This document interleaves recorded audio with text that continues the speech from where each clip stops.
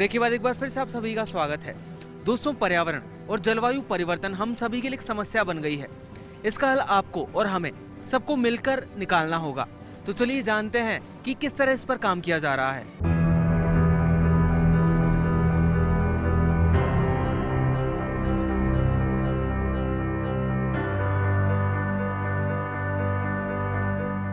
अक्सर कहा जाता है कि हमें किसी भी चीज में कोई चेंज लाना हो तो सबसे पहले यूथ को बदलना होगा, और यूथ को बदलने के लिए टीचर्स का इन्वॉल्वमेंट सबसे ज़्यादा ज़रूरी होता है। तो चलिए चलते हैं और बात करते हैं। मेरे साथ कुछ टीचर हैं एक, और उनके साथ एक स्टूडेंट भी है।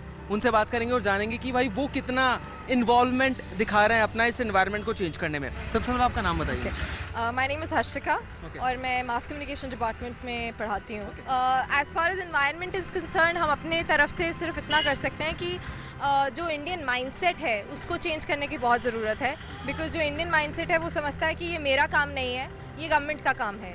ठीक है, तो वो गलत एक परसेप्शन है माइंड की, तो उसको पहले बदलना होगा। ये चीज़ दिमाग में लानी होगी कि ये हमारा काम है, ये हम सब मिलके करेंगे तभी एनवायरनमेंट क्लीन होगी। इसके लिए कोई गवर्नमेंट पॉलिसी बनेगी और उसका हम वेट करेंगे, वो पॉसिबल नहीं है। So as a teacher we try to instil that in our the minds of the students, कि हम उनके दिमाग में ये डालने की कोशिश करते हैं कि आप छोटे से छोटा काम जो करते हैं, लाइक इफ़ यू हैव, आपने कहीं कुछ खाया है तो उस पैकेट को आप वहाँ ना फेंकें, मेक श्योर कि आप उसे डस्टबिन में जाके फेंकें। अगर आप इतना भी एफर्ट करेंगे तो हर एक आदमी अगर ये अपनी रिस्पॉन्सिबिलिटी समझेगा तो एज अ होल वो एनवायरनमेंट खुद ब खुद क्लीन हो जाएगी। तो हम अपने लेवल पे ये करते हैं कि अगर कोई एनवायरनमेंट डे है, अगर कोई पोल्यूशन फ्री डे है, तो हम ऐसी कैंपेन्स करने की कोशिश करते हैं जिसमें they are planting trees, they are meeting people and telling them कि आपको एनवायरनमेंट इस तरह से आप साफ रख सकते हैं। तो स्टूडेंट्स के साथ हम जितने कैंपेन्स कर सकते हैं टू स्प्रेड दिस अवेयरनेस, उतना हम करते हैं। ज़्यादा लंबे डिस्टेंस के लिए जा रहे हैं तो we should prefer travelling in metro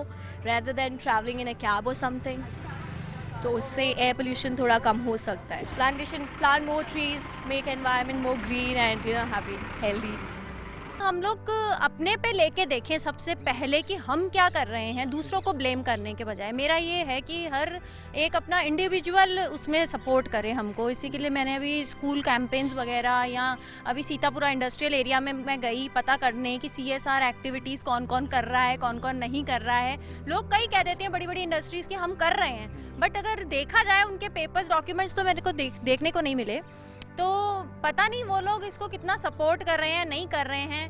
but मेरे लिए तो इंडस्ट्रीज सबसे बड़ा मैं मानती हूँ। उनको प्लांटेशन भी करवा कर आई, मैं उनको शपथ दिलाकर आई कि हम करेंगे प्लांटेशन। बट जब आप इंडिविजुअली किसी को जाकर नहीं संभाल सकते, हर किसी को अपनी एक खुद की सोच अपनी वो खुद रखनी पड़ेगी, रिस्पॉन्सिबिलिटी एज अ सिटीजन रखनी पड़ेगी। चलिए, तो निकिता जी क्या क्या किया जाना चाहिए प्रदूषण को? आपने कहा आप CSR एक्टिविटीज पर ध्यान दे रही हैं, कंपनीज कर रही है नहीं कर रही हैं, लोगों को भी अवेयर होना चाहिए, और क्या क्या किया जाना चाहिए जिससे एयर पोल्यूशन कम किया जा सके, हमारे जो पेड़ पौधे हैं उनको थोड़ा जीवन मिल सके? आजकल के बच्चों को सेल्फी का बड़ा शौक है, तो इसीलिए सेल्फी अपने फ्रेंड्स के साथ वो अक्सर लेते हुए दिख जाएंगे आपको। तो इसीलिए मैंने एक कैंपेन रखा सेल्फी विद ट्री, जिसमें जयपुर के बहुत यंगस्टर्स ने मुझे सपोर्ट किया। और उसमें हमने क्या किया, आप अपनी सेल्फी को अपनी सेल्फी लेनी है आपको आपके फ्रेंड के साथ, और आपका फ्रेंड उस दिन कौन था? ट्री। उनके मन में उस फीलिंग्स को डेवलप करने के लिए। चलिए चलते हैं और एक नजर डाल लेते हैं कि भीलवाड़ा और झालावाड़ में प्रदूषण को नियंत्रण करने के लिए क्या क्या प्रयास किए जा रहे हैं। बढ़ते प्रदूषण की एक मुख्य वजह जलते हुए कचरे से निकलने वाली जहरीली गैसें हैं। हम इस कचरे को ना जलाकर यदि इसका प्रयोग खाद बनाने में करेंगे तो ये हमारे लिए उपयोगी होगा, और पर्यावरण को जलते हुए कचरे से निकलने वाली जहरीली गैसों से भी बचाया जा सकता है। आज समूचे राजस्थान में चाहे कहीं भी किसी नगर निगम का मामला हो, नगर पालिका का मामला हो, सड़क से निकला हुआ कचरा, मोहल्ले से निकला हुआ कचरा, उसको एक बजाय उसको उठा करके डंपिंग ग्राउंड में डाल करके उसका खाद बना करके हमारे किसानों की जमीनों को उपजाऊ करना चाहिए, बजाय उसके इस कचरे को ढेर करके जलाने की जो परंपरा है, इससे जो प्रदूषण फैल रहा है, प्रदूषण औद्योगिक इकाइयों से भी फैल रहा है, प्रदूषण वाहनों से भी फैल रहा है, प्रदूषण डीजल और पेट्रोल के बजाय लोग बाग केरोसिन को जलाने से भी फैल रहा है। इन अनेक प्रकार के प्रदूषण से आज मानव अनेक बीमारियों से बहुत जबरदस्त गंभीर रूप से ग्रसित हो चुका है। शुद्ध प्राणवायु मिल, इसकी जिम्मेदार सरकार तो है ही, लेकिन मैं उन जागरूक नागरिकों को, हर प्रत्येक मानव का एक कर्तव्य है कि वो प्रदूषण रहित वाहन चलाए, प्रदूषण को कम से कम फैलाएं, अपनी गाड़ी का ट्यूनिंग टाइम पर कराएं और अपनी गाड़ी को समय समय पर मरम्मत कराते हुए प्रदूषण न फैलाएं। पृथ्वी का तापमान हर दिन बढ़ रहा है और इसका परिणाम हमें वातावरण में आ रहे असंतुलन के रूप में नजर आ रहा है। हम यदि विकास की तरफ बढ़ रहे हैं तो हमें प्रकृति को साथ लेकर बढ़ना होगा और मैं और मेरा सुख से आगे बढ़कर सर्वजन हिताय की सोच रखकर काम करना होगा। देश और विश्व में, संपूर्ण विश्व में प्रदूषण बढ़ रहा है। इसे पूरी पृथ्वी का तापमान भी बढ़ रहा है। पिछले 100 से 103 सालों के अंदर ऐसा कहते हैं 1.5 डिग्री सेल्सियस धरती का तापमान बढ़ चुका है। यह तापमान जो बढ़ोतरी हुई है, इसमें 103 वर्षों में मूल रूप से जो ये गड़बड़ हुई है, ये हुई है जो जीवाश्म ईंधन है, उस जीवाश्म ईंधन को प्रयोग लेने से हुई है, जिसमें पेट्रोल है, जिसमें डीजल है, जिसमें गैसेज है। ये सारा का सारा धरती से हम निकाल रहे हैं और निकाल के केवल निकाल नहीं रहे, इसको जला भी रहे हैं। इससे तापमान बढ़ रहा है। अब प्रदूषण कुल मिला के सब जगह बढ़ रहा है। इसका एकमात्र उपाय है और वह उपाय है पेड़ लगाओ, पेड़ लगाओ, पेड़ लगाओ। स्वाभाविक रूप से विकास और प्रदूषण दोनों पर्याय मतलब साथ साथ चलने वाले। विकास होगा, प्रदूषण भी होगा। हमें चाहिए कि हम पेड़ लगाकर उसकी क्षतिपूर्ति करें। आज के समय के अंदर जो भौतिकवाद बढ़ा है, जो व्यक्तिगत मैं और मेरा सुख, इसकी वजह से प्रकृति भी उसका दुख भोग रही है। इसलिए जल, जंगल, जमीन, जानवर, जल ये सब नष्ट हुआ। इसको वापस बचाने का भी उपक्रम, इनके प्रति श्रद्धा रखे, कम से कम दुरुपयोग इनका करे और इनके प्रति श्रद्धा रखे, इनका सुरक्षित रखने के लिए हम प्रयत्न करेंगे, तो ही हम इससे बच सकेंगे। केवल सरकारों को दोष देने से इससे काम नहीं चलेगा। यदि हम निजी स्वार्थ को छोड़कर आगे नहीं बढ़े तो वो दिन दूर नहीं जब हमें प्रकृति का प्रकोप देखने को मिलेगा। ये समय चिंतन करने का नहीं है, परिवर्तन करने का है और इसकी शुरुआत हम सबको मिलकर करनी होगी। बढ़ते प्रदूषण से बीमारियों में इजाफा हो रहा है। बढ़ते प्रदूषण की वजह है मानव की पर्यावरण के प्रति अनदेखी और लोगों का बढ़ता लालच। यदि यही हाल रहा तो आने वाले समय में हमें इसके भयावह परिणाम नजर आएंगे। बढ़ता हुआ प्रदूषण तो हमारे लिए बहुत ज्यादा घातक हो रहा है। हमारा जीवन स्तर ही समाप्त होता चल रहा है। आज बीमारियों के बारे में देखिए आप, इस प्रदूषण के कारण आपको पिछले समय से इस समय में 30% डायबिटीज के मरीज पाए जाएंगे। हार्ट अटैक अधिक होने लगा है। इसका कारण हमारे जानवर समाप्त होने लगेंगे। बढ़ते प्रदूषण और जलवायु परिवर्तन पर नियंत्रण रखा जा सकता है यदि हम सोच समझकर विकास को गति दें और मानव जिस प्रकार से प्राकृतिक संसाधनों का दोहन कर रहे हैं, उसी गति से पर्यावरण संरक्षण के लिए कार्य करें। जैसे अगर देखा जाए तो प्रदूषण के कारण अपने यहाँ पे जो चौपाटी बनी हुई है वो पूरी सूखी हुई है, जबकि तालाब किनारे वहाँ कहाँ तो पानी की कमी और कहाँ तो हवा की कमी। तो भी अगर जाके देखोगे तो पूरी की पूरी अपनी चौपाटी जो थी उसकी अपेक्षा पूरी 0% हो चुकी।